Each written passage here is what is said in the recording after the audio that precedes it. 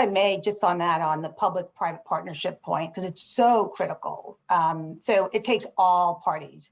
We recently, working with Morgan Stanley, have a disaster recovery accelerator fund where, when a disaster hits, FEMA is there initially, but our government programs at the federal level are very well intentioned when it comes to disaster recovery, but they're very slow.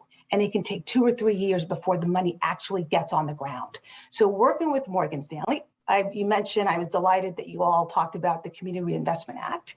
As part of their CRA responsibilities, we went to Morgan Stanley and said, can you bridge the money that comes from Community Development Block Grant Disaster Recovery, the CDBG-DR program?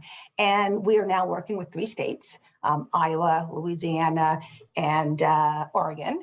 And what's great about it's different weather events. It's the heat, it's the flooding, and to see if we could accelerate how this money gets on the ground. Our goal is to make that permanent, but again, the private sector, I think, plays a very big role in this, and building codes. I think city and state governments, the Secretary Fudge mentioned it, it should be like non-negotiable. Any new development that we're building in this country should be built with climate resiliency in mind.